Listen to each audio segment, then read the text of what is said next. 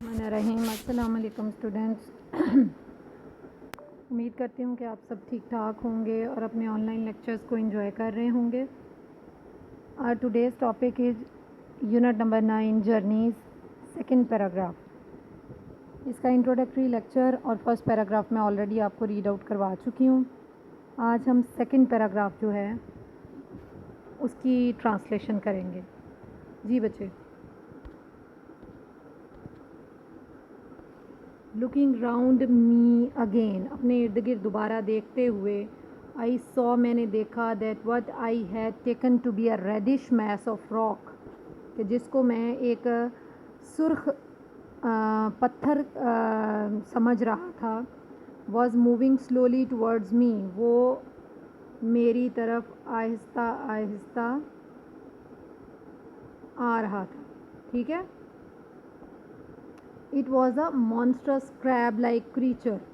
Monstrous होता है बला टाइप चीज़ जो होती है, ठीक है, वो एक, और क्रैब होता है केकड़ा, केकड़े नुमा मखलूक जो है महसूस होती थी, या फिर इट वॉज़ अ मॉन्स्ट्रस जो कि एक बला थी। ठीक है, मॉन्स्ट्रस को कहते हैं, वो बहुत ही जायंट और ह्यूज किस्म की क्रीचर होती है। ठीक है, और क्रैब लाइक क्रीचर, और उसकी जो स्ट्रक्चर था वो केकड़े की तरह का था, वो ऐसी मखलूक थी। ठीक है। Can you imagine a crab as large as that table. अब वो सवाल पूछ रहा है कि क्या आप ऐसा कोई क्रैब या केकड़ा इमेजिन करते हैं, अपना तस्वुर में लाते हैं, जो कि एक टेबल जितना बड़ा हो, with its many legs moving slowly, अपनी बहुत सारी टांगों को हरकत देते हुए Aahista Aahista, it's big clause, clause होता है जो इसका पंजा होता है। ठीक है, with its big claws swaying, उसको लहराते हुए, its long antenna waving. Antenna बच्चे ये एक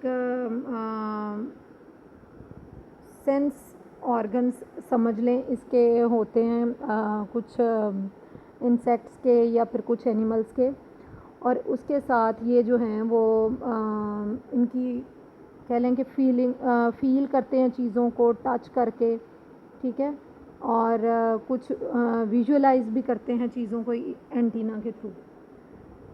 जी, वेविंग उनको लहराते हुए, एंड फीलिंग और फील करते हुए, चीज़ों को महसूस करते हुए, and its stalked eyes gleaming at you. Gleaming होता है चमकना, और स्टॉक्ड आइज तनी हुई आँखें, यानी आप क्या ऐसा कोई क्रैब जो है या केकड़ा इमेजिन करते हैं जिसकी बॉडी का साइज़ एक टेबल जितना हो, और उसकी बहुत सारी टांगें वो आहिस्ता आहिस्ता आपकी तरफ मूव करता हुआ आ रहा हो, और उसकी आंखें जो है वो आपके ऊपर तनी हों। ठीक है। Its back was covered with ugly lumps and a greenish encrustation. Greenish means green in colour, encrustation तह को कहेंगे। ठीक है, अगली लम्प्स आप कह लेंगे, अगली होते हैं नापसंदीदा, नापसंद आने वाली, और लम्प्स गांठ को कहते हैं। ठीक है, जो एक मैस एक जगह पे इकट्ठा हुआ होता है ना, उसको आप कहते हैं जी। और उसकी जो बैक है वो ना पसंदीदा जो गांठ है उसके साथ कवर की गई हो, उसके एंड अ ग्रीनिश इनक्रस्टेशन, और उसके ऊपर एक नापसंदीदा हरे रंग की तह जमी हो, यानी कोई मैस, ऐसा अगली सा मैस हो जैसे, और उसकी तह जमी हो। एज आई कुड सी, जी बेटा, I could see the many palps of its complicated mouth flickering as it moved, कि जैसे वो हरकत करता, फ्लिकरिंग होता है टिमटिमाना। ठीक है, आई could see the many pulps. Pulps जो है ना, ये बेटा एक अज़ू है इनका, जिससे वो चीज़ों को टच करते हैं या फील करते हैं। ठीक है, इसको महिस भी कहते हैं। जैसे पैल्पस होता है ना, पैल्पस वो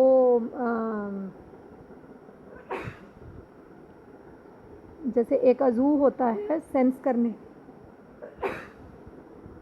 चीज़ों को सेंस करने के लिए या फील करने के लिए, टच करने के लिए, वो बड़ा ही मुनफरिद होता है, तो उसको कहेंगे of its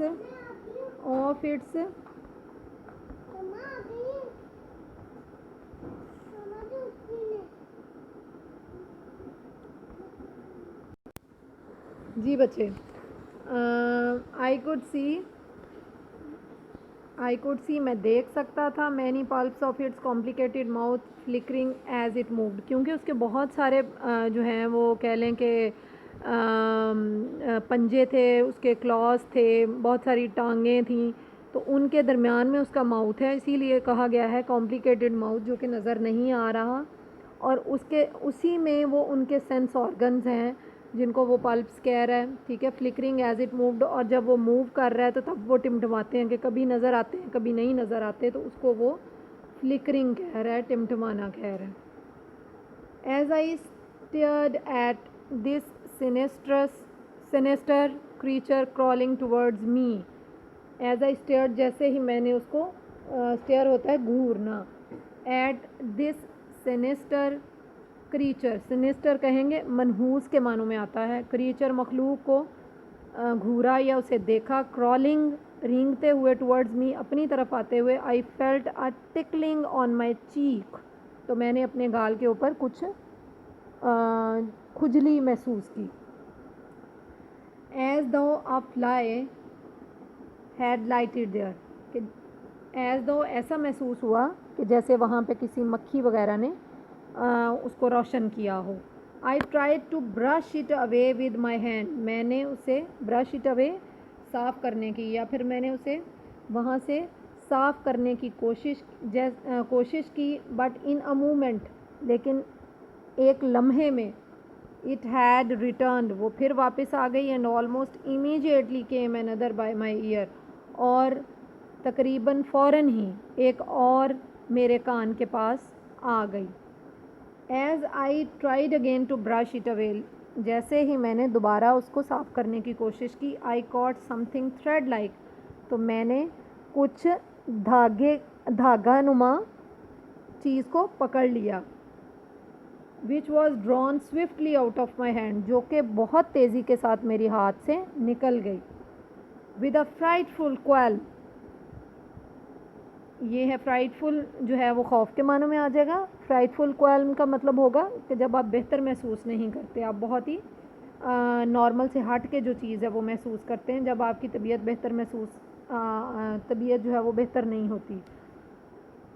ji, I turned, मैं मुड़ा, मैं अपनी तबीयत को बेहतर महसूस ना करते हुए मुड़ा, एंड सॉ, देखा, and I that I had grasped the antenna of another crab, यानी कि मैंने grasped पकड़ लिया है the antenna of another, मैंने देखा, मैं जब मुड़ के देखा है कि अब क्या मेरे हाथ में आया, तो मैंने देखा कि मैंने किसी और क्रैब का एंटीना जो है वो पकड़ लिया, जो कि एक थ्रेड लाइक स्ट्रक्चर है। जी बच्चे, ये है हमारा पैराग्राफ नंबर 2।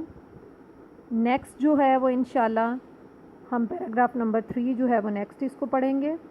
आपने इसको साथ साथ रीड आउट करना है, क्योंकि आपको पता है इसके कॉम्प्रीहेंशन जो क्वेश्चंस हैं वो रीडिंग के बगैर नहीं होंगे, ठीक है। तो अच्छे तरीके से इसको पढ़ें और अंडरस्टैंड करें। इंशाल्लाह मैं नेक्स्ट जो है वो 3rd पैराग्राफ और उसके साथ देखेंगे, अगर उसकी लेंथ कम हुई तो नेक्स्ट उसकी अगला भी जो साथ मिला के जो है ना वो इंशाल्लाह उसकी भी ट्रांसलेशन कर लेंगे, और एट दी एंड जो है वो इनके क्वेश्चन आंसर्स जो है ना वो हम डिस्कस कर लेंगे। जी बेटा, अल्लाह हाफ़िज़।